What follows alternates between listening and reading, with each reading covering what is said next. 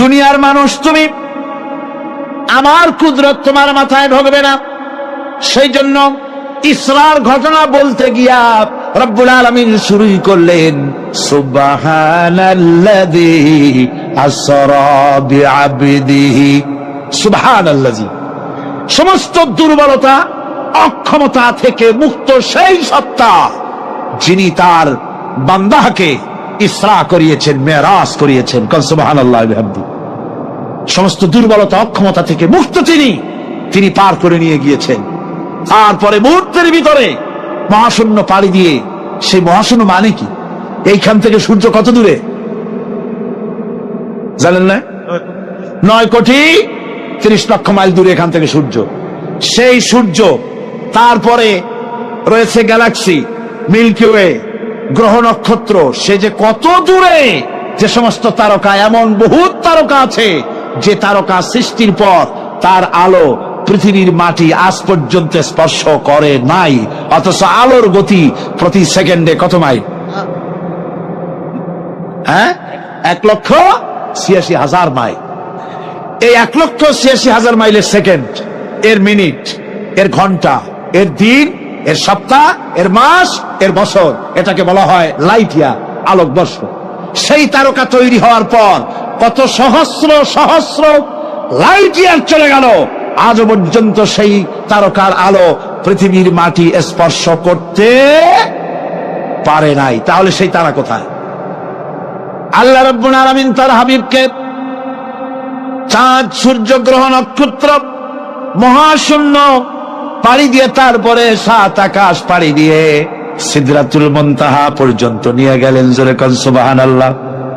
এবার সিদরাতুল মুনতাহা পর্যন্ত যাওয়ার পথে যত ঘটনা ঘটলো সেগুলো আপনারা ইতিহাস থেকে পড়ে নেবেন, ওগুলি বলার সময় আমার কাছে নাই। সিদরাতুল মুনতাহায় যাওয়ার পর হযরত জিবরাইল বলেন, আর আমি যেতে পারবো না, এটা হলো বিপজ্জনক বর্ডার। আমি যদি আর এক চুল অগ্রসর হই তাহলে আমি জ্বলে পুড়ে ছাই হয়ে যাব, আমার আর যাওয়ার অধিকার নাই। হুজুর সেখানে বসে থাকলেন। জিবরাইল বলে গেলেন, এখান থেকে আপনাকে নেওয়ার কুদরতি ব্যবস্থা হয়ে যাবে। রাসূল দুনিয়ায় ফিরে এসে হযরত বেলালকে ডেকে বলেছিলেন, বেলাল গো, এমন কি আমল তুমি করো আমারে শোনাও। হযরত বেলাল বলেন, হুজুর আমার আমল তো সব আপনি জানেন। কয় না, কি করো শোনাও। বেলাল বলেন, হুজুর খাস আমলের মধ্যে এতটুকু আছে যে আমি কখনো বিনা উজুতে থাকি না, যখন উজু চলে যায় উজু করি, আর উজুরে ইতমামের জন্য 2 রাকাত নফল নামাজ পড়ি। হুজুর বলেন, বেলাল তুমি এই আমল ছাড়বা না, কারণ সিদরাতুল মুনতাহায় হযরত জিবরাইল আমারে যখন ছেড়ে চলে গেলেন, আমার একা একা বড় ভয় লাগতে লাগলো। তখন আমার মনে হচ্ছিল তুমি যেন আমার চতুর্দিকে হাঁটতেছো। আমার ভাইরা, রফরাফ নামক বিছানা চলে এলো। কুদরতি এই বিছানায় চড়ে নবীজি আল্লাহ রাব্বুল আলামিনের দরবারে আরশে আজিমে পৌঁছে গেলেন। জোরে বলেন সুবহানাল্লাহ, জোরে বলেন সুবহানাল্লাহ।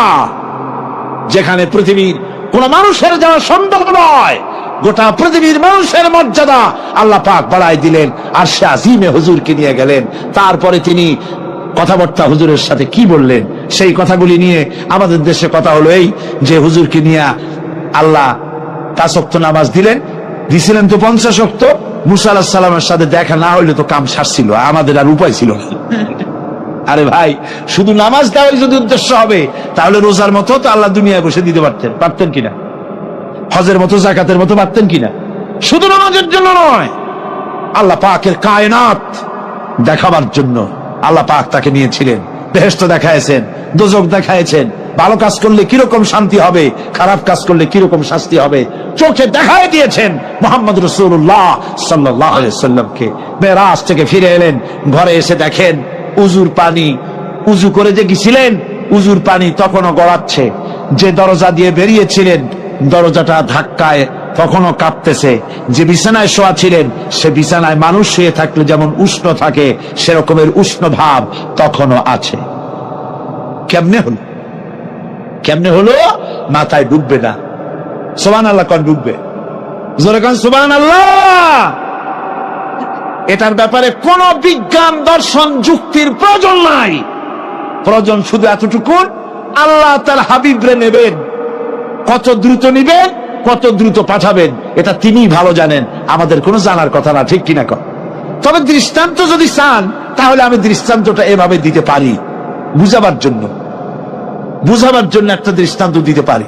সেটা হলো এই, ধরেন বাংলাদেশে কোনো প্রেসিডেন্ট আসবে, পৃথিবীর যে কোনো দেশের এক প্রেসিডেন্ট আসবে, এটা আসার যখন খবর হয়ে যাবে তখন পত্র পত্রিকায় রুট বলে দেওয়া হয়, এই রুটে রাষ্ট্রীয় মেহমান রাষ্ট্রীয় অতিথি ভবনে আসবেন, এই রাস্তা দিয়ে সাধারণ ট্রাফিক চলাচল বন্ধ থাকবে। এয়ারপোর্ট থেকে নিয়ে রাষ্ট্রীয় অতিথি ভবন পর্যন্ত মেহমান না আসা পর্যন্ত সমস্ত ট্রাফিক চলাচল বন্ধ। মেহমান পৌঁছে যাবে, তারপরে আবার স্বাভাবিক ট্রাফিক চলবে। এটা জানেন কিনা? এইটা যদি পৃথিবীর সামান্য সলিমদ্দি কসিমদ্দি এই জন্য বলছি, আজ আছে কাল নাই, ঠিক কিনা গণ? আজ মন্ত্রিত্ব গেল, কালকে রাস্তায় দাঁড়ায় বলবে রিকশাওয়ালা আমার একটু নেওয়া, বাজারে মাছ কিনতে যাব, ঠিক কিনা? সুতরাং এদের তো কোনো মর্যাদা নাই, আজ আছে কাল নাই। এই দুনিয়ার সলিমদ্দি কসিমদ্দির জন্য যদি এভাবে ট্রাফিক চলাচল বন্ধ করে দেওয়া হয়, তাহলে আকাশ এবং জমিনে আল্লাহ রাব্বুল আলামিনের সর্বশ্রেষ্ঠ মেহমান জনাবে মুহাম্মদ রাসূলুল্লাহ সাল্লাল্লাহু আলাইহি সাল্লাম, এই মেহমান আল্লাহর দরবারে যাবেন।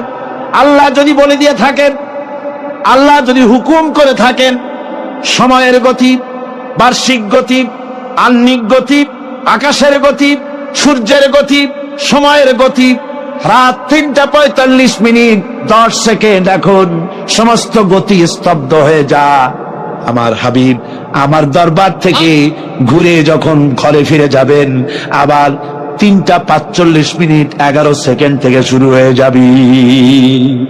যদি আল্লাহ এমনটি করে থাকেন, তাহলে উজুর পানি গলাতে দেখা আর দরজা কাঁপতে দেখা অসম্ভব।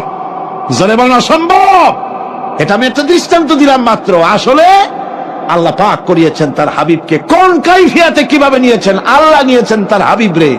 আপনার চিন্তা করার কোনো দরকার নাই, ঘুম নষ্ট করে দরকার নাই। আল্লাহ তার হাবিবকে মেরাজ করিয়েছেন। জোরে কোন সুবহানাল্লাহ, চিল্লায় কোন সুবহানাল্লাহ। ভাইরা আমার,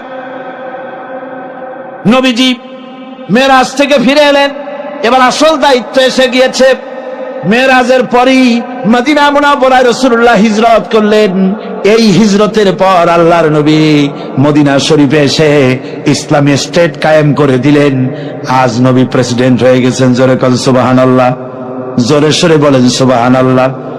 আমার বন্ধুগণ, নবীজির টুপি সুন্নত, নবীজির টুপিটা মাথায় লাগাই। নবীজি মিষ্টি পছন্দ করতেন, মিষ্টি সুন্নতটা পছন্দ করি।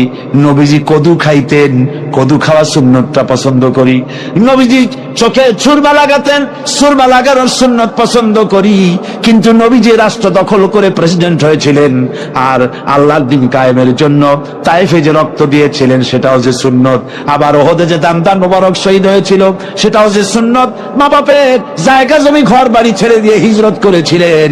এই সুন্নত বড় কঠিন, এই কঠিন সুন্নতের কাছে মুসলমানের পাওয়া যায় না।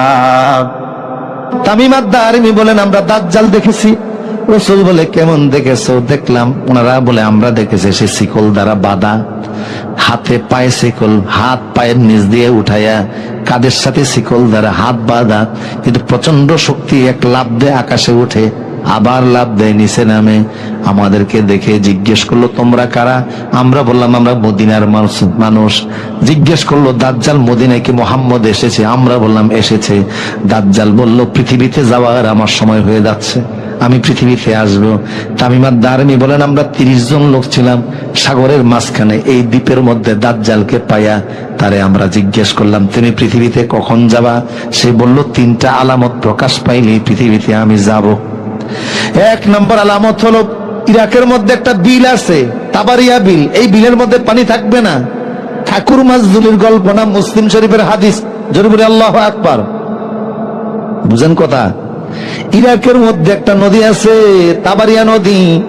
ওই নদীর মধ্যে যখন পানি থাকবে না, জর্দানে একটা ঝর্ণা আছে, বাইসান জর্দানে একটা ঝর্ণা আছে। জুগারের ঝর্ণা। ওই ঝর্ণায় আগে এত পানি হতো যে এই পানি দ্বারা আশপাশের মানুষ চাষাবাদ করত। দাজ্জাল বলল, ওই ঝর্ণার মধ্যে যখন পানি থাকবে না তখন আমি পৃথিবীতে যাব। আগে পানি দ্বারা, ঝর্ণার পানি দ্বারা মানুষ চাষাবাদ করত, এখন বালতি ফেলে রাখলো, সারাদিন এক বালতি পানি ওঠে না। 3 নম্বর আলামত বলল, ফিলিস্তিন এলাকায় একটা খেজুরের বাগান আছে, এটাকে বলে বাইসানের খেজুরের বাগান। আগে ওই খেজুরের বাগানের খেজুর সারা দুনিয়াতে যাইতো। কথা কন না কা? আমি 2013 সালে যখন তৃতীয়বারের মতো হজে গেলাম, তো সৌদি আরবের NSA-র একজন পুলিশের অফিসার আমাকে দাওয়াত করলেন, বাসায় নিয়ে আমারে খাইতে দিলেন প্রথম খেজুর, বললেন দোয়া করো। আমি বললাম তোমার ছেলে মেয়ে কয়জন? কয় আল্লাহ দিলে 26 জন। আর কি দোয়া করতাম? দোয়ার বাকি আছে নি কিছু? কতজন? আমার সামনে এমন খেজুর দিল, বললাম এই খেজুর তো সৌদিতে পাওয়া যায় না। এই পুলিশ অফিসার ইব্রাহিম বললেন, আমার এই খেজুরের বলে ফিলিস্তিনি বন্ধু আমার জন্য পাঠাইছে। একটা খেজুর খাইলে মনে হয় পেট ভরে যায়, ক্যালোরি এত বেশি। ওই বাইসানের খেজুরের বাগানে অনেক খেজুর হতো, কিন্তু ইসরায়েল হামলা করে বাগানটা নষ্ট করে ফেলেছে, সেই জন্য এখন আর তেমন খেজুর হয় না। দাজ্জাল বলল, 3টা আলামত শোনো। মুসলিমের বর্ণনা, বাইসানের খেজুরের বাগানে খেজুর থাকবে না, জুগারের ঝর্ণায় পানি থাকবে না, তাবারিয়া বিলের ভিতরে পানি থাকবে না, যখন তখন পৃথিবীতে যাওয়ার আমার সময় হয়ে যাবে। দাজ্জাল কিন্তু কোরআন আসতেছে, আসবে, ইমাম মাহদিও আসতেছে, ঈসা নবী আসতেছে। আল্লাহু আকবার, আল্লাহু আকবার। বিশ্বের মুসলমানদের নেতৃত্ব দিবেন ঈসা নবী, নিজ হাতে দাজ্জাল জবাই করবেন। সুবহানাল্লাহ। ঈসা নবী বিশ্ব শাসন করবেন 40 বছর আল্লাহর কোরআনের আইনে। ওই সময় আমেরিকার ট্রাম্প থাকবে না, ইসরায়েলের নেতানিয়াহু থাকবে না, এই ভারতের মোদি থাকবে না। ঠিক কিনা বলো? ঠিক কিনা? চীন থাকবে না, সারা বিশ্ব হবে এক দেশ, শাসক হবে একজন, সারা পৃথিবীতে শুধু কালেমার আওয়াজ, কোরআনের আওয়াজ, সারা দুনিয়া চলবে আল্লাহর আইনে। আর তখন জমিনে আল্লাহ এত বরকত দিবেন, ওয়ালাউ আন্না আমানু আহলাল কুরা লাফাতাহনা আলাইহিম বারাকাতিম মিনাস সামা। সুসংবাদ শুনে যায়, যদি ওই সময় বেঁচে থাকেন, যদি বেঁচে থাকেন তখন দেখবেন জমিনে এত বরকত হয়েছে, একটা গাভীর দুধ পান করে 1 গ্রামের মানুষও শেষ করতে পারে না। একটা ডালিম ফল খেয়ে 1 এলাকার মানুষ শেষ করতে পারবে না, এত বরকত হবে। 100 মাইল আপনি দৌড়াবেন, 100 মাইল আপনি হাঁটবেন, যে 1 টাকা জাকাত দেব, কেউ জাকাত দিবে না। আপনার কাছ থেকে 1 টাকা ভিক্ষা নেওয়ার মতো থাকবে না। সহায় সম্পদ দ্বারা সবাইরে যিনি সমৃদ্ধ করে দিবেন তিনি কে? তবে দাজ্জাল আসার আগে 3য় বিশ্বযুদ্ধ হবে। রাসূল বলেছেন, ওই বিশ্বযুদ্ধে পৃথিবীর 9 গুণ মানুষের ভিতরে 7 গুণ মানুষ মারা যাবে। তার মানে বর্তমান পৃথিবীতে যদি হয় 900 কোটি মানুষ, ওই যুদ্ধে 700 কোটি মানুষ মারা যাবে। এক যুদ্ধে 700 কোটি মানুষ মারা যাবে, পৃথিবী ক্ষতিগ্রস্ত হবে। এরপরে আল্লাহ জমিনকে সাজাবেন, ঈসা নবী শাসন করবে 40 বছর। ঈসা আলাইহিস সালামের ইন্তেকালের পরেও জমিন কোরআনের আইনে চলবে আরো 20 বছর। টোটাল সারা পৃথিবী কোরআনের আইনে চলবে 60 বছর। আল্লাহু আকবার, আল্লাহু আকবার। 60 বছর পরে হঠাৎ করে আল্লাহ পশ্চিম আকাশ থেকে সূর্য উঠিয়ে দিবেন। যেদিন আল্লাহ পশ্চিম আকাশ থেকে সূর্য উঠিয়ে দিবেন, সেদিন আকাশে সূর্য উঠা 3 দিন থাকবে এক অবস্থায়। 3 দিন থেকে ওই সূর্য পশ্চিম দিকে যেদিন উদিত হবে, সেদিন থেকে গোনায় গোনায় 120 দিন পরে, 120 বছর পরে, 120 বছর পরে আল্লাহ ইসরাফিলকে বলবেন, সিংহায় ফু দিয়া দুনিয়া ধ্বংস করে দাও। পৃথিবী শেষ, সাদের দুনিয়া শেষ হয়ে যাবে। আমার প্রিয় সুধী, তো দাজ্জালের কথা একটু বললাম এই কারণে, রাসূল বলেছে, কেউ যদি সূরা কাফের প্রথম 10 আয়াত মুখস্থ করে, দাজ্জালের ফিতনা থেকে যিনি বাঁচিয়ে দিবেন তিনি কে? এই সূরাটা যদি জুমার দিন আপনি তেলাওয়াত করেন, সারা সপ্তাহে আসমানের কাছ থেকে আপনার জন্য নূর চলে আসবে। জুমার দিন যদি এই সূরাটা পড়েন, 1 সপ্তাহ আসমানি নূর দ্বারা আপনারে আল্লাহ বেষ্টন করে রাখবেন। পড়া যাবে ইনশাআল্লাহ। কেন এই সূরার এত গুরুত্ব? কারণ এই সূরা আল্লাহ ঈমানদারদের কথা বলেছেন। মনোযোগ আসেনি আপনাদের? কথা বুঝতেছেন আপনারা? এই সূরার এত গুরুত্ব কেন? 1 সপ্তাহ নূর থাকবে সূরা পড়লে। এই সূরার 10টি আয়াত মুখস্থ করলে দাজ্জালের ফিতনা থেকে বাঁচা যাবে। কেন? কারণ এই সূরার ভিতরে ইমানদারদের গল্প আল্লাহ বর্ণনা করেছেন। আল্লাহ বয়ান করেছেন ওই ইমানদারদের মতো তোমাদের ইমানটা যদি বানাও, তাইলে দেখবা নূরের অভাব হবে না, নিয়ামতের অভাব হবে না, জান্নাতি বাড়ির অভাব হবে না। কারা সে ইমানদার, কেন আল্লাহ তাদের কথা আনলেন? এই যুবকদের ইমানদারদের ঘটনা ঘটেছে আজ থেকে প্রায় ৬,০০০ বছর পূর্বে। কয় হাজার? দেশটা হলো বর্তমান জর্দান দেশ। জর্দান দেশে ওই সময়ে ৬,০০০ বছর আগে একটা জালিম সরকার ছিল। জালিম সরকারের নাম ছিল দাকিয়ানুস। সে ছিল মুশরিক, কাট্টা মুশরিক, জালিম।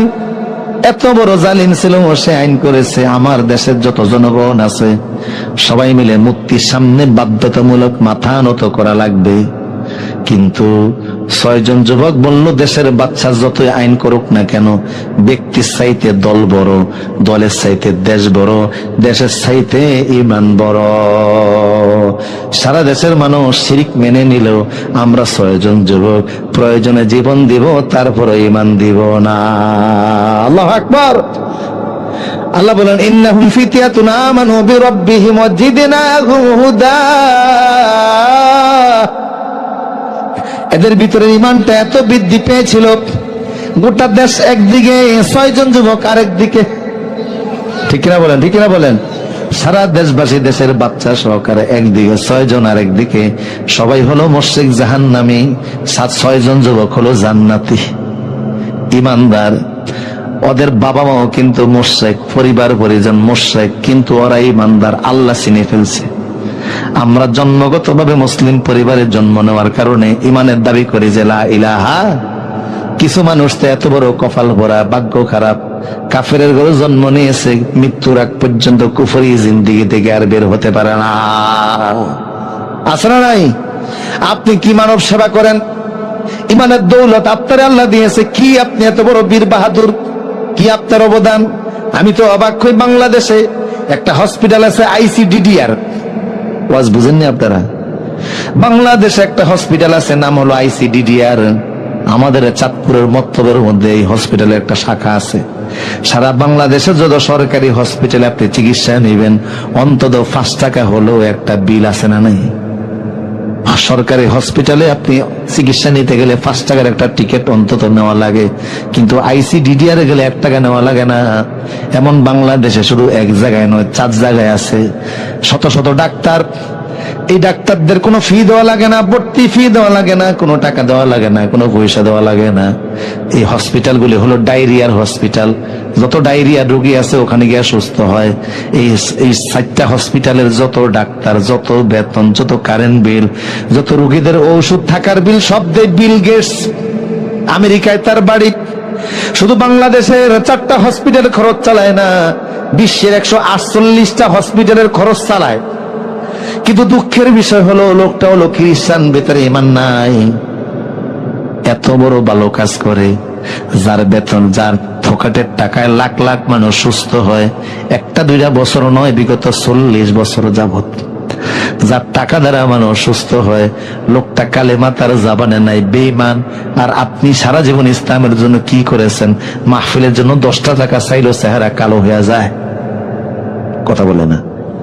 মসজিদের মুয়াজ্জিনের ইমাম সাহেবের বেতন দিতে চায় না, অথচ আপনি কালেমাওয়ালা মুসলমান। রসুল বলেছে, আমার উম্মতের যার ছোট্ট একটু ঈমান থাকবে, তারও আল্লাহ 10 দুনিয়ার সমান একটা জান্নাতি বাড়ি দান করে দিবে। কি আল্লাহর জন্য কি করে ফেলেছে যে এত বড় জান্নাত পাবেন? ওই লোকটা কি ক্ষতি করছে আল্লাহ তারে দিবেন না? মূলত সব ফায়সালা কার? ওমা তাশাউনা ইল্লা আইয়াশা আল্লাহু রাব্বুল আলামিন। কারে আল্লাহ ঈমান দিবেন, কারে বেঈমান বানাবেন, একমাত্র ইচ্ছা কার? শুকরিয়া আদায় সারা জীবন করলো, শেষ হবে না। সামান্য মাহফিলে 1 ঘন্টা বসে থাকার ধৈর্য হয় না। কথা বলেন না কার? আর অথচ খ্রিস্টানদের ধর্ম প্রচারে বিমান হলো 600 কোটি কোটি টাকা তারা ব্যয় করে। প্রতি 4 মিনিটে পৃথিবীর যে কোনো দেশে খ্রিস্টানদের একটা বিমান টেক অফ করে। আজকে পৃথিবীর আকাশে 33,000 বিমান চলাচল করে। এর জন্য শুধু খ্রিস্টানদের ধর্ম প্রচারের বিমান হলো 600। আর বিশ্বের কোন মুসলমানের কোন ব্যক্তিগত বিমান কোনো আলেমের বিমান নাই, ডক্টর জাকির নায়েকের ওনার কোনো ব্যক্তিগত বিমান নাই, বিশ্বের কোনো দায়ী আল্লাহর বিমান নাই। বাংলাদেশে মাঝে মধ্যে দু একজন হুজুর হেলিকপ্টারে উঠে এটা অনেকে সহ্য হয় না। কথা বলেন ঠিক কিনা? নাম দিছে হেলিকপ্টার হুজুর, ঠিক কিনা বলেন? কি নাম দিছে? আলেমদের প্রতি এই দেশের কিছু মানুষ এত অ্যালার্জি রাখে, যদি জোরে জোরে হাঁটে কয় আল্লাহ কই জানি খাইতে যেতে আছে, আস্তে হাঁটলে বলে আজকে মনে হয় খাইয়া একটু বেশি লোড হয়েছে। জোরে হাঁটলো বিপদ, আস্তে হাঁটলেও। আমার প্রিয় সতী, আমার বাইরে গভীর মনোযোগ দেন। কি করে আমরা ইসলামের জন্য 6জন যুবক বলল, দেশবাসী আমরা সারা দেশ একদিকে, সরকার একদিকে, আমরা 6 জন আরেকদিকে। আল্লাহু আকবার। দেশের সরকার গোয়েন্দা পাঠিয়ে দিল, তোমরা তন্ন তন্ন করে খোঁজ খবর নাও এই দেশের জনগণ আমার মূর্তি পূজা মানে কিনা।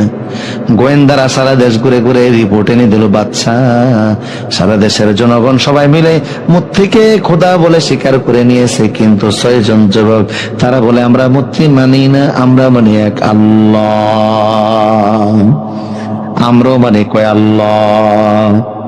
6 জন যুবক বলে আমরা মানি এক আল্লাহ, এই জন্য যদি জীবন দেওয়া লাগে জীবন দিব, তারপরে ইমান দিব না। দেশের বাচ্চা বললে এদেরকে ধরে নিয়ে আসো, গ্রেফতার করে আনা হলো। বাচ্চা বুঝাইলেন, যুবকরা মানে না। বাচ্চা বললো একটা রাত তোমাদেরকে সময় দিলাম, এই রাতের মধ্যে যদি তোমরা মতের পরিবর্তন না করো, আগামীকাল আমি তোমাদেরকে ফাঁসির কাস্টে ঝুলাইয়া দিব। 6 জন যুবক বিদায় করে দিল দেশের বাচ্চা। যুবকেরা প্রধানমন্ত্রীর কার্যালয় থেকে বের হয়ে এক জায়গায় সলা পরামর্শ করে, দোস্ত যেই দেশের পিতামাতা, যেই দেশের সরকার, যেই দেশের জনগণ আল্লাহ বিরোধী হওয়ার জন্য আমাদেরকে পরামর্শ দেয়, চল আমরা ওই দেশেই থাকবো না, ওই দেশ থেকে হিজরত করে এমন এক দেশে যাব যেই দেশে গেলে আল্লাহরে আল্লাহ বলা যায়। আমরা হিজরত করব। কি করব? কথা বলো না, কি করব? আমার রাসূল হিজরত করছে কি করে নাই? মক্কা ছেড়ে দিনের নবী, বলুন মক্কা ছেড়ে দিনের নবী মদিনাতে যায়, জন্মভূমির মায়াই নবী ফিরে ফিরে সায়। আল্লাহু আকবার। বিশ্ব নবী হিজরত করতেছে, চোখের পানি ছাড়তেছে। আল্লাহ বলে, নবী হে কাঁদবেন না, চোখের পানি মুছে ফেলে দেন। আজকে মক্কা থেকে রাতের আধারে আপনি মদিনা যাচ্ছেন, বেশি সময় লাগবে না।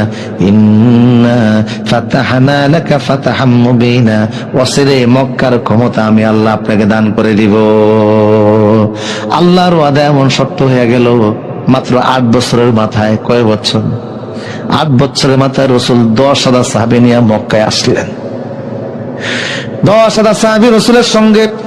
রাসূল বললেন আমরা মক্কা থেকে এখন 3 কিলোমিটার দূরে থাকবো। 10,000 সাহাবীরা বলল, নবী আমরা এখন কি ডিউটি পালন করব? রাসূল বলেন, এখানে 3 দিন তোমরা থাকবা, 3 দিন পরে আমরা মক্কায় প্রবেশ করব।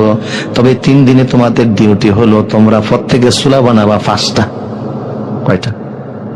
ওই জামানায় 500 মানুষের রান্না হতো একটা চুলায়, কিন্তু রাসূল বললেন একজনে চুলা বানাবা 5টা। তার মানে 10,000 মানুষের চুলা তৈরি হবে 50,000। সাহাবীরা চুলা বানালেন, কারণ রসুলের নির্দেশ কোন লেমা লেন না হোয়াই দ্যাট সো সারা কোন শব্দ নাই। রসুল যেটা বলে ওটাই পালন করা লাগবে। বুঝে আসলেও মানতে হবে, বুঝে আসলে না আসলেও মানতে হবে। এটার নাম হলো ঈমান, ঠিক কিনা বলেন? কোন শব্দ করা যাবে না। সাহাবীরা 50,000 চুলা বানালেন। 50,000 চুলার মধ্যে আগুন জ্বলতেছে। রাত্রিবেলা কাফেরদের নেতা আবু সুফিয়ান, ওনার সিআইডি আসছে সাহাবীদের সংখ্যা গণত, যে মোহাম্মদ মক্কা দখল করবে, কি পরিমাণ সেনা সদস্য নিয়ে এসেছে। আয়েশা দেখে সেনাবাহিনী গণবে কতক্ষণ, মাগরিবের পর তখন 1000 চুলার মধ্যে আগুন জ্বলে। সুবহানাল্লাহ বলবেন না?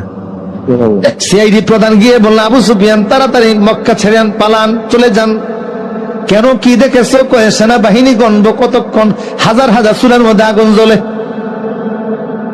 আবু সুফিয়ান বলল, আমারও মনে হয় না, এত মুসলমান মোহাম্মদ কোথায় পাবে? রাত্রিবেলা একজন পাঠাইছে, তুমি গিয়ে দেখে আসো। রসুল আগে বলছে টয়লেট বানাবা কম, চুলার পরিমাণ হবে বেশি। উনি গিয়া দেখে টয়লেটের সামনে যে সিরিয়াল ঘুমিয়ে যে কি পরিমাণ আছে আল্লাহ ভালো জানে। দাঁত ব্রাশ করতেছে, মেসওয়াক করতেছে 1000। এই দৃশ্য দেখে বলল, আবু সুফিয়ান রাতের সংবাদ সত্য। মুসলমান কি পরিমাণ আল্লাহ ভালো জানে। আবু সুফিয়ান বলে মুসলমানদের আদমশুমারি হয়েছে 3 বার। একবারের আদমশুমারিতে মুসলমান 40 জন, দ্বিতীয় আদমশুমারিতে মুসলমান 400 জন, তৃতীয় আদমশুমারিতে মুসলমান 1500। মোহাম্মদ এত মুসলমান পাবে কোথায়? কয় বিশ্বাস না করলে আপনি নিজে গিয়া দেখেন। আবু সুফিয়ান এমন ভয় পাইছে, এবার মক্কা ছেড়ে পলায়া জেদ্দা চলে গেছে। কোথায় আসছে? মুসলমান যদি ঠিক মতো হুঙ্কার দেয়, কোন কাফের মুশরিক ইসলাম বিদ্রোহী জমিনে টিকবে দূরের কথা, পালাবার গর্ত খুঁজে পাবে না। এই হিন্দুস্তান আমাদেরকে নিয়ে যতই বাড়াবাড়ি উস্কানিমূলক কথা বলো, তিতুমিরের সন্তানেরা বাঁশের কেল্লা নিয়ে নামলে কচ্ছপ খাওয়া জাতির হুঁশও থাকবে না। জেদ্দায় চলে আসছে। জেদ্দায় আসার পরে বলল, জেদ্দায় পালিয়া কি হবে? যে মোহাম্মদ মদিনা থেকে মক্কায় আসছে 400 কিলোমিটার পথ অতিক্রম করে, ওনার জেদ্দায় আসতে বেশি সময় লাগবে না, কারণ মক্কা থেকে জেদ্দা 120 কিলো। বলল তাহলে কোথায় যাব? কয় ভারতে চল। কিভাবে ভারতে যাব? সাগর পাড়ি দিব। কিভাবে? কয় ওই যে ফালতোলা জাহাজ আছে, ফালতোলা জাহাজের মধ্যে ওইটা জাহাজ যখন চালাইছে ভারতের দিকে আসবে, লোহিত সাগরের কোনাটা পাড়ি দেওয়ার পরে আল্লাহ তুফান শুরু করে দিছে। সাগরের মধ্যে যখন ঝড় ওঠে তখন কারে ডাকে? নাস্তিক হইল তখন কারে ডাকে?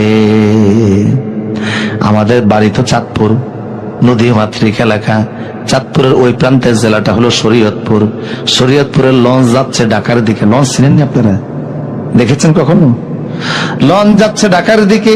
60 নল একটা বিখ্যাত জায়গা আছে, ওখানে প্রচন্ড জ্বর হয়। ওই জায়গায় আসার পরে এখন তুফান শুরু হলো। এখন লঞ্চ এরকম হেলতেছে আর দুলতেছে, মনে হয় যেন পড়ে যাবে। মুসলমানরা বলে আল্লাহ আল্লাহ, হিন্দুরা বলে ভগবান ভগবান। আর যারা টাচ খেলতেছিল জ্বালানার পাক দিয়া সব টাচ ফেলে দিছে। কিছুক্ষণ পরে কিছু হিন্দু ভাইরা দেখে লঞ্চের সামনে একজন হুজুর দাঁড়িয়ে আছে। বলল হুজুর দাঁড়িয়ে আছেন কেন? একটু আজান দেন। হুজুর বলল আজান দিলে কি হবে? আজান দিলে শুনছি তুফান থেমে যায়। হুজুর বলল তোমরা না ভগবানরে ডাকতেছিলে, ভগবান ডাকো। কয় না হুজুর, যে তুফান শুরু হয়েছে ভগবান থামাইতে পারবে না। কয় আমি আজান দিলে তোমরা কি করবা? কয় আমরাও আল্লাহ আল্লাহ বলবো। আল্লাহু আকবার, আল্লাহু আকবার। কারণ যখন মানুষ বিপদে পড়ে নকল খোদার কথা মনে থাকে না, নাস্তিক হলেও তখন কিন্তু আল্লাহরে ডাকে। আল্লাহরে কেন ডাকে? এটার জবাব দিয়েছেন বিজ্ঞানী আব্দুল সালাম, বাড়ি হলো তার মিশরে। মনোযোগ আসেনি আপনাদের? কথা বোঝা যাচ্ছে? নাস্তিক বিপদের সময় কারে ডাকে? কেন আল্লাহরে ডাকে? আব্দুল সালাম জবাব দিয়েছেন, উনি বললেন পৃথিবীর প্রথম বিজ্ঞানী আমি, তিনি নোবেলও পেয়েছেন, যিনি মানুষের ওপেন হার্ট সার্জারি শুরু করেছিলেন। আজকে একজন রোগীর ওপেন হার্ট সার্জারি তিনি করবেন, বুকটা ফেরে ফেলেছেন। বুকটা ফেরে ফেলার পরে তিনি কি কি রোগ ব্লক হয়েছে চেক করতেছেন। এমন সময় হার্টের মধ্যে কি যেন দেখলেন, দেখার পরে ওনার চোখ থেকে দর দর করে পানি পড়া শুরু হয়ে গেল। অন্যান্য সার্জনদেরকে বললেন আমার হাত কাঁপতেছে, পারতেছি না, তোমরা বাকি কাজ করো। ডাক্তারদেরকে বুঝিয়ে তিনি চলে গেলেন। সেজদায় পড়ে কাঁদতেছেন। অপারেশনের পরে অন্য ডাক্তার গিয়ে বলল স্যার অন্যদিন এত কাঁদেন না, আজকে কেন তো কাঁদলেন? বলল দেখো আজকে যখন এই রোগীর হার্ট আমি বের করলাম, রক্ত আসার আগে আমি দেখে ফেললাম তার হার্টের মধ্যে আমার আল্লাহ নামটা সিল মারা আছে। এতদিন পরে আমার বুঝে আসলো 2 টাকা দামের একটা মেসের কার্ডের ভিতরে কোম্পানির নাম আছে, 15 টাকা দামের 1 বোতল পানির ভিতরে কোম্পানির নাম আছে, আছে না? 1 টাকা দামের ক্যান্ডি চকলেটের মধ্যে কোম্পানির নাম আছে। আল্লাহ তোমার মতো এত দামি সৃষ্টি বানাইলেন, তোমার ভিতরে কি আল্লাহ তার কোম্পানির নাম দেন নাই? তাই হিন্দু হোক, বৌদ্ধ হোক, খ্রিস্টান হোক, প্রত্যেকের কলবের মধ্যে আল্লাহ নামটা সিল মারা আছে। পরিবারের কারণে সে নাস্তিক হয়, সমাজের কারণে মুরতাদ হয়, কাফের হয়, মুশরিক হয়, কিন্তু বিপদে পড়লে তখন নকল খোদার কথা মনে থাকে না, তখন সবাই ডাকে কারে? আবু সুফিয়ান বলল এই নেতারা, যে তুফান শুরু হয়েছে আল্লাহর কাছে দোয়া করা ছাড়া সাগরের তুফান থামবে না। বলল তাহলে কি করবো? চল একটা মুনাজাত দে, আমি মুনাজাত দিব, তোরা আমিন বলবি। আবু সুফিয়ান মুনাজাত দিছে, আল্লাহ মুহাম্মদ যে সত্য নবী এটা আমরা ভালো করে জানি, শুধু ক্ষমতা হারানোর ভয় আমরা ওনাকে মানি না। কথা বলে না, ওনারে মানলে আমাদের নেতাগিরি থাকবে না। তো আমরা যদি তুমি আর ভারতে যাব না, জেদ্দার শক্ত মাটি পর্যন্ত যদি তুমি জাহাজটাকে একটু পৌঁছে দাও, নিরাপদে যদি সাগরটা পাড়ি দিয়ে শক্ত মাটিতে পা রাখতে পারে, আমি কিন্তু কালেমা পড়ে মুসলমান হয়ে যাব। অন্যান্য ফাতি নেতা সাথী নেতা আছে না, মানে ছোট নেতারাও কালেমা পড়বে, সবাই বলে আমিন। আল্লাহ দোয়া কবুল করে তুফান থামিয়ে দিয়েছে। এখন তারা জেদ্দার শক্ত মাটি পর্যন্ত আইসা জাহাজ থেকে নামছে। ছোট ছোট নেতারা কয়, বড় নেতা কালেমা পড়েন, কয় চুপ থাকে, একটু দেখে শুনে নেই, নদীর মধ্যে একটু হাওয়া বাতাস লাগে। আল্লাহ যখন বিপদ দূর করে দিলেন, তখন মনটা ঘুরে গেল। আল্লাহ কোরআনে এই কথা বললেন, ফালাম্মা নাজ্জাহুম ইলাল বাররি ফামিনহুম মুক্তাসিন। আমি যখন বিপদ দূর করে দিয়েছি, তখন আগের মতো দিল হয়ে গেছে। যদিও তিনি পড়ে কালেমা পড়েছিলেন। কথা বলেন ঠিক কিনা? আমার প্রিয় সুদীপ, রাসূলুল্লাহ চলে আসলেন মক্কা। 3 দিন পরে 10,000 সাহাবী নিয়ে এসে কাবার ভিতরে প্রবেশ করে মূর্তি সরাইয়া তাকবীরের আওয়াজ দিলেন, বেলালকে দিয়ে আজান দেওয়াইলেন, আল্লাহু আকবার। আল্লাহ নবী যেমন হিজরত করেছে, 6 জন যুবক বলল আমরা হিজরত করব। রাতের আধারে যুবকরা বাড়ি থেকে বের হয়ে রওনা দিয়েছে। কাউকে বলে না, চুপি চুপি দেশবাসী, এলাকাবাসী, পরিবারের অজান্তে ঠাকুর মাজুরের গল্প বলি না, কোরআন থেকে বলছি। সামনে চলে আসার পরে দেখে 3 রাস্তার মাথা। মনোযোগ আছে আপনাদের? কয়জন যুবক? কয়জন? সামনে আসার পরে দেখে 3 রাস্তার মাথা। দোস্ত, 3 রাস্তায় মাথা পাড়ি দিব, কিন্তু ওই যে একটা লোক দেখা যায় দাঁড়ানো আছে, আমার মনে হয় সরকারের সিআইডি দাঁড়ানো আছে। যে কোনোভাবে তথ্য ফাঁস হয়ে গেছে যে আমরা 6 জন যুবক দেশের এগেনস্টে গিয়ে, সরকারের বিরুদ্ধে গিয়ে, মূর্তি পূজার বিরুদ্ধে গিয়ে, বাপদাদার ধর্মের মধ্যে লাথি মেরে রাতের আধারে পলায়ন করে অন্য দেশে চলে যাচ্ছি। তাই আমাদেরকে ধরার জন্য সরকার গোয়েন্দা পাঠিয়েছে। কিন্তু 7ম নাম্বার যে যুবকটা রাস্তায় দাঁড়ানো, যুবক ডাক দিয়া বলছে, বন্ধুরা আমার গোয়েন্দা মনে করো না, সিআইডি মনে করো না, তোমরা যেমন ইমানদার আমিও তোমাদের মতো একজন ইমানদার। তোমাদের কথা দেশের বাচ্চা জানতে পেরেছে, আমার কথা জানতে পারে নাই। আমি জানতাম রাতের আধারে তোমরা হিজরত করে এই দেশ থেকে অন্য দেশে যাবা, তোমাদের সাথী হওয়ার জন্য আমি এই জায়গায় অপেক্ষা করতেছি। দোস্ত, তুমি যাবা আপত্তি নাই, তোমার সাথে একটা কুকুর আছে, কুকুর তো নেওয়া যাবে না, কারণ কুকুরের স্বভাব তো ভালো না। সে অন্য কুকুর দেখলে আওয়াজ করবে, বাড়িঘর থেকে মানুষ বের হয়ে আমাদেরকে গ্রেপ্তার করে সরকারের হাতে তুলে দিবে। কথা বুঝেন কিনা? বললো, আমার কুকুর আমার কথা শুনে। পৃথিবীর মধ্যে যত প্রাণী আছে সবচেয়ে বেশি মানুষের মানে কুকুর। কথা বলেন ঠিক কিনা? মানুষের ভক্ত হয়ে বেশি কুকুর। আমেরিকাতে 4000 অন্ধ কালেমা পড়ে মুসলমান হয়ে গেছে কোরআনের এই সূরাটা তাফসীর শুনে। সুবহানাল্লাহ বলবেন। এই অন্ধরা কুকুর সাথে নিয়ে চলতো, কারণ তারা 2 চোখে দেখে না। কুকুর ওদেরকে বাজারে নিয়ে যাইতো, ওরা কুকুরের বাজারে পাঠাইলে লিস্ট পাঠিয়ে দিত, কুকুর বাজার থেকে লিস্ট অনুযায়ী বাজার আইনা দিত। কথা বুঝেন কিনা? এখনকার র্যাবের সাথে কুকুর আছে না নাই? কথা বলা আছে না নাই? ওর গ্রাম শক্তি এত মারাত্মক, চোখের মধ্যে আল্লাহ এর তো ফাওয়াত দিছে, 18 কিলোমিটার দূর পর্যন্ত দেখতে পায়। ওর গ্রাম শক্তি এত বেশি, মাটির নিচে বোমা থাকলেও তার রাডারে ধরা পড়ে যায়। এমনি এমনি আল্লাহ কুকুরের কথা কোরআনে সূরা কাফে তুলে ধরেন নাই? 4000 অন্ধ কালেমা পড়ে একসাথে মুসলমান হয়েছে। কেন হয়েছে সেই কথা পরে বলছি। আমার প্রিয় সুদীপ, লোকটি বলল, কুকুর আমার কথা শুনে এই সোনামানিক বাড়িতে যা। অন্যদিন ইশারা করলে কথা শুনে আজকে বাড়ির দিকে মুখ ফিরায় না। যুবকের মেজাজ খারাপ হয়ে গেল, সময় নষ্ট হচ্ছে, বারবার বাড়ির দিকে ইশারা করে যায় না। যুবকরা হাঁটলে কুকুর হাঁটে, যুবকরা থেমে গেলে কুকুর থেমে যায়। মেজাজ খারাপ হয়ে গেল, জঙ্গল গিয়ে একটা বাঁশের কুঞ্জি কেটে এনে কুকুরের মাথার উপর আঘাতের পরে আঘাত করে। কুকুর আঘাতগুলি সহ্য করে বাড়ির দিকে মুখ ফিরায় না। এক পর্যায়ে কুকুর আল্লাহর দিকে, আসমানের দিকে তাকে একটা আওয়াজ দিছে, আল্লাহ, ও আল্লাহ, তোমার বন্ধুরা আমার দুশ্মন মনে করে, অথচ আমি এদের উপকার করব, ক্ষতি করব না। ওরা মনে করেছে আমি ওদেরকে চিনি না। আমরা তোমার মাখলুক, তোমার যেমন চিনি তোমার বন্ধুদেরকেও চিনি। জবানটা খুলে দাও, একটু কথা বলি। আল্লাহ কুকুরের জবান খুলে দিলেন। আল্লাহু আকবার, আল্লাহু আকবার। আল্লাহ পারে কি না? কুকুরের জবান খুলে গেল। কুকুর বলছে, দোস্তরা আমারে শত্রু মনে করো না, ডিস্টার্ব দিব না, পারলে উপকার করব, না পারলে আমার দ্বারা কোনো ক্ষতি হবে না। কুকুরের কথা শুনে সাথে নিয়ে গেলেন। আগে ছিল যুবক 6 জন, এখন 1 জন। কথা বল না, কয়জন? 7 জন হলো, হাঁটতেছে, হঠাৎ করে দেখে পূর্ব দিক থেকে সূর্য উঠতেছে। পূর্ব দিক থেকে সূর্য উঠতেছে, একে অপরকে বললো, দোস্ত সূর্য উঠে গেলে তো সর্বনাশ। জনগণ যখন বাড়িঘর থেকে কাজ কামের জন্য বের হবে, তখন দেখবে আমরা দেশের জাতীয় আসামি, ঠিক না? কারণ সবাই দেশের আইন মানে, আমরা 7 জন মানি না। আমাদেরকে ধরে সরকারের হাতে দিয়ে দিবে। সরকার পাইলে হয় আমাদের ফাঁসি দিবে, না হয় ধর্ম ত্যাগ করাবে। এখন কি করানো উচিত? 7ম নাম্বার যুবকটা বলল, টেনশন নেই, এখানে একটা পাহাড় আছে, ওই পাহাড়ের মধ্যে চলো আমরা চলে যাই। এখন তো সকালবেলা, সকাল 4টা বাজে, এখন থেকে সন্ধ্যা 6টা পর্যন্ত আমরা এখানেই থাকবো। এখান থেকে সন্ধ্যা 6টার পরে আবার আজকে রাতের মতো বের হইয়া হিজরত করে এই দেশ ছেড়ে অন্য দেশে চলে যাব। পরামর্শটাকে ভালো মনে করে 7 জন যুবক গিয়ে গুহার ভিতরে প্রবেশ করেছে। এই এতক্ষণ পরে আল্লাহ নিজে ওয়াজ শুরু করছে। আল্লাহু আকবার বলেন। আল্লাহ ওয়াজ শুরু করছে, রাসূল শুনছে, তাই আজকে আমরাও শুনতেছি।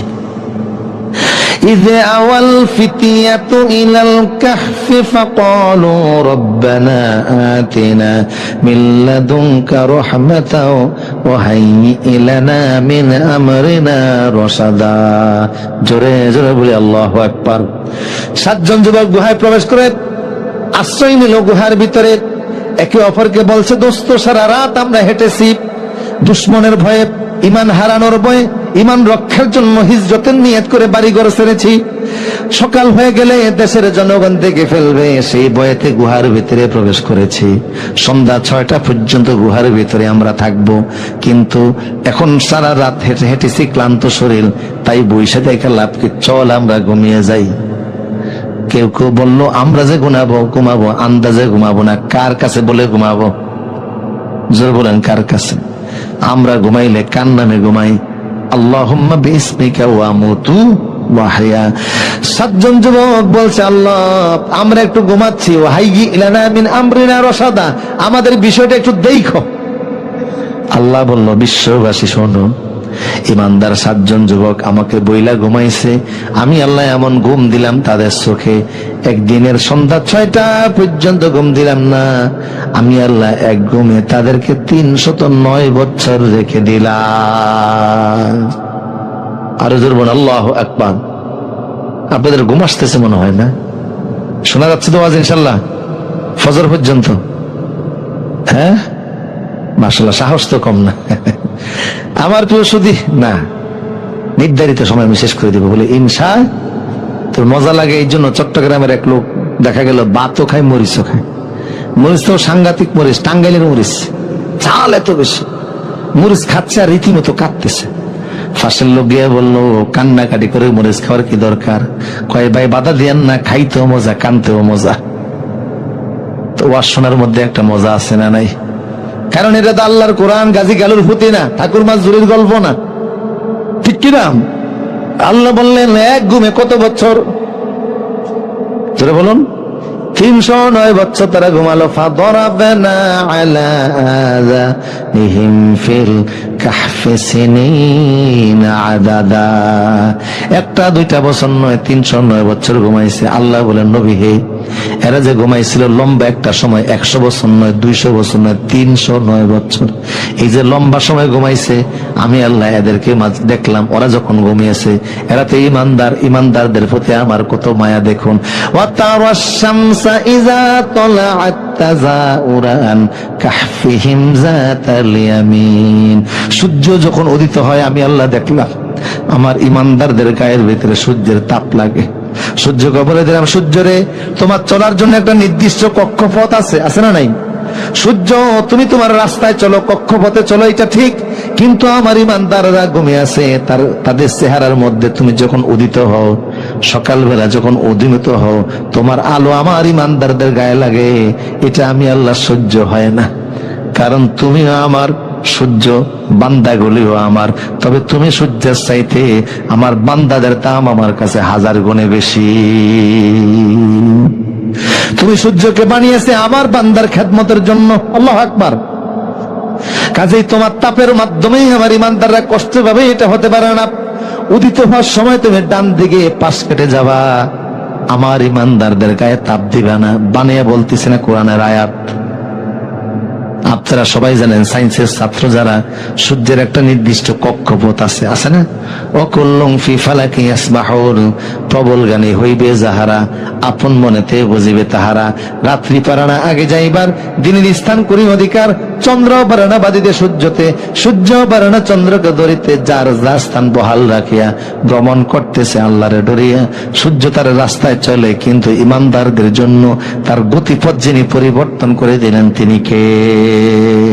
ওয়াইজা গারাবাত তাকরিদুহুম জাতাস শিমাল, আল্লাহ বলেন সূর্যরে আমি দেখতে পাচ্ছি, তুমি যখন অস্তমিত হও তখনও তোমার তাপ গুহার মধ্যে আমার যে 7 জন বান্দা ঘুমিয়ে আছে ওদের চেহারার মধ্যে পড়ে। খবরদার তুমি বাম দিকে পাশ করে যাবা, অস্ত যাওয়ার সময়ও তোমার তাপ আমার ইমানদারের গায়ে দিবা না। আল্লাহ পাক বলেন নবী হন নুকাল্লিবহুম জাতাল ইয়ামিন ওয়া জাতাস শিমাল, এরা যে ঘুমাইছিল আমি আল্লাহ দেখলাম। ঘুমের মধ্যে এক কাতে ঘুমিয়ে থাকলে কষ্ট আছে না নাই? দেখবেন মানুষ কিছুক্ষণ পর পর পার্শ্ব পরিবর্তন করে। আল্লাহ বলেন আমি কুদরতি ধাক্কা দিয়া 7 জন যুবকের কখনো ডান কাঁধে কখনো বাম কাঁধে নিয়ে পার্শ্ব পরিবর্তন করে আরামের ব্যবস্থা করে দিয়েছে। অহম ফি ফাজওয়াতিন মিনহু, আমার প্রিয় শুধু ওরা গুহার মধ্যে থেকে আল্লাহ বলেন পার্শ্ব পরিবর্তন করে দিয়েছি। এবার আল্লাহ পাক বলেন নবী হে, যদি আপনি ওদের ঘুমের দৃশ্যটা দেখতেন আপনি একটা ভয় দৌড় দিতেন। রাসূলকে আল্লাহ বলতেছে লাওয়াইতালাআতা আলাইহিম লাওয়াল্লাইতা মিনহুম ফিরআরা ওয়ালা মুলাইতা মিনহুম রুবা, ওদের ঘুমের দৃশ্য দেখলে আপনি ভয় একটা দৌড় দিতেন। কেন? ওরা চোখ খুইলা ঘুমাইছিল। কিছু মানুষ আছে না চোখ খুইলা ঘুমায়, কথা বলে না, আছে না নাই? কিছু আছে আবার নাক ডাকে, ওরে ডাক কাকে বলে? নাকের ডাকে ট্রেনে ইঞ্জিল ফেল। আগে রাত্রে ওয়াজ করে বরিশালের লঞ্চে চাঁদপুর আসতাম, তো ডেকে যারা শুয়ে থাকতো দেখতাম হাই রে নাকের ডাক। মানে এখানে ট্রেনের ওই লঞ্চের ইঞ্জিনের সাথে নাকের ডাকের ইঞ্জিনের শক্তি বেশি, ঠিক না? বলা আসলে এরকম এই ডাকের আওয়াজে কিন্তু আশপাশের মানুষ ঘুমাইতে পারে না। ওরা ঘুমাচ্ছিল চোখ খুলে খুলে। আল্লাহ পাক বলেন নবী ওদের ঘুমের দৃশ্য দেখলে আপনি ভয়ে দৌড় দিতেন। চোখ খুলে ঘুমাচ্ছিল। আল্লাহ পাক বলছেন নবী হে, এবার কুকুরের ঘটনাটা শুনুন। ও কালবুহুম বাসিতুন যিরাইহি বিল ওয়াসির, কুকুরটা পাহারাদার গেটম্যান হিসাবে গেটের মধ্যে দাঁড়িয়ে গেছে। এই যে 309 বছর এদের খাবারগুলি দিয়েছেন ঘুমের মধ্যে কে? রিজিক নসিবে থাকলে ঘুমের মধ্যে রিজিক খাওয়া যায়, আর রিজিক নসিবে না থাকলে রান্না করার পরেও মুখে দেওয়া যায় না। 5 আগস্ট শেখ হাসিনার ভাইয়ের জন্মদিন ছিল। খাবার রান্না করেছে মুরগি পোলাও, রান্না করেছে রূপালী ইলিশ, বড় মজাদার রান্না, কার্যালয়ের রান্না। কিন্তু বেলা 11টায় সেনাপ্রধান গিয়ে বলল খাবার খাওয়া দূরের কথা, হাতও দেওয়া যাবে না। কেন? আর মাত্র 45 মিনিট। কথা বল না। কিছুক্ষণ পরে ছেলেরা গিয়ে ভিতরে প্রবেশ করে খাবারগুলি খাচ্ছে। শুধু খায় না, জিলের মাছগুলিও দইরা নিয়ে আসছে। বলে আফা আপনি কোথায় আছেন? আমরা খাচ্ছি, আরাম পাচ্ছি। রান্না করলো কে আর খায় কে? রিস্কের মালিক কে? 7 জন যুবক গুহার ভিতরে ঘুমাইছে 309 বছর।